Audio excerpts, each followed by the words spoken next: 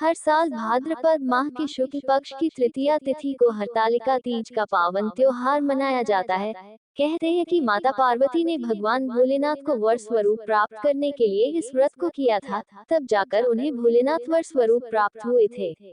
ऐसे में कहा जाता है कि अगर अविवाहित कन्याएं ये व्रत करती हैं, तो उन्हें भोलेनाथ की तरह वर की प्राप्ति होती है।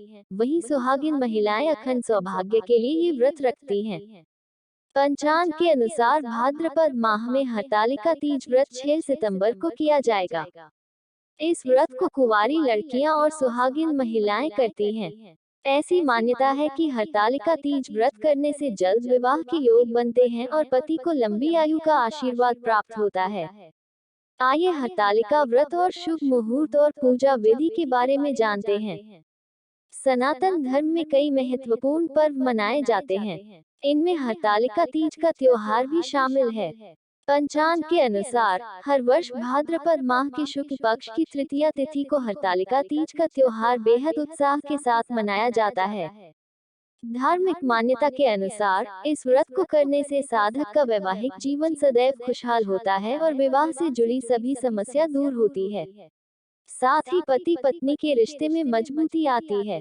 दोस्तों, वीडियो में आगे बढ़ने से पहले आपसे रिक्वेस्ट, अगर आपने ज्ञान शास्त्र चैनल को सब्सक्राइब नहीं किया तो प्लीज चैनल को सब्सक्राइब कर लें और कमेंट में जय भगवान शिव और मां पार्वती जरूर लिखें। भगवान शिव और मां पार्वती आप पर अपनी असीम कृपा बनाए रखें। चलिए जानते हैं इस दिन भगवान शिव और मां पार्वती की पूजा किस तरह करनी चाहिए।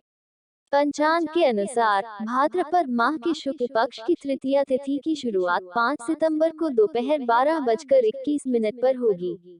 वहीं इस तिथि का समापन 6 सितंबर को दोपहर 03:21 पर होगा।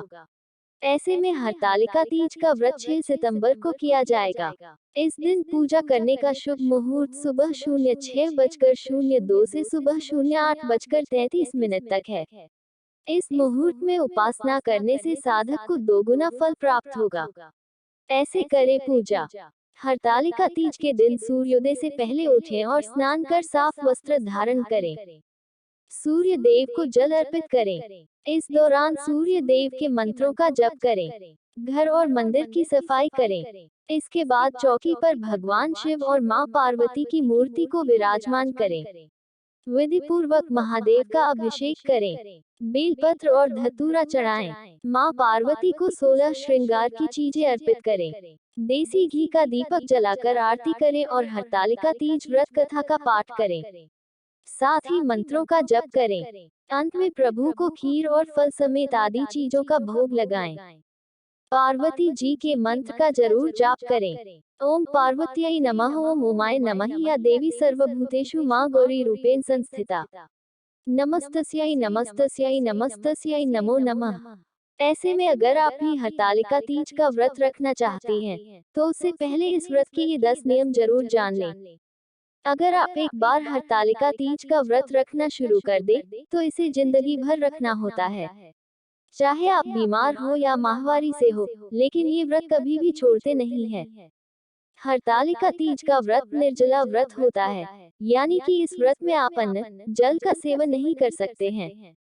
अगले दिन सुबह माता पार्वती को सिंदूर चढ़ाने के बाद ही खीरा या ककड़ी खाकर व्रत का पारण किया जाता है। हरतालिका तीज की पूजा में मां पार्वती को खीरा भोग स्वरूप चढ़ाया जाता है या फिर सूजी का हलवा भोग लगाया जाता है। हरतालिका तीज की पहली पूजा प्रदोष काल यानी कि शाम के समय की जाती है। ये वो समय होता है जब सूरज डूबता है और रात होने से पहले का समय होता है। हरतालिका तीज व्रत करने के दौरान महिलाओं को रात भर जागरण करना चाहिए। इस दौरान भजन कीर्तन और नृत्य आदि किया जा सकता है। हरतालिका तीज व्रत करने के दौरान हरतालिका तीज व्रत कथा जरूर सुननी चाहिए, नहीं तो इस व्रत को अधूरा माना जाता है।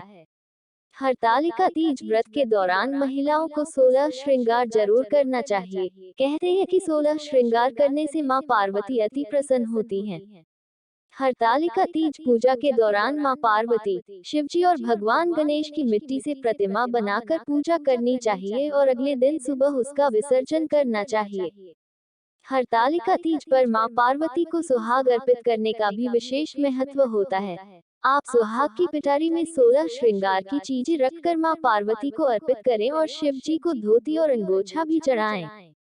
हरतालिका तीज व्रत के दौरान अगले दिन सूर्योदय पर स्नान करने के बाद मां पार्वती को सिंदूर चढ़ाने का विशेष महत्व होता है। इसके बाद ही व्रत का पारण किया जाता है। हरतालिका तीज व्रत के बाद किसी ब्राह्मण या गरीब महिला को सुहाग का सामान दान करना चाहिए।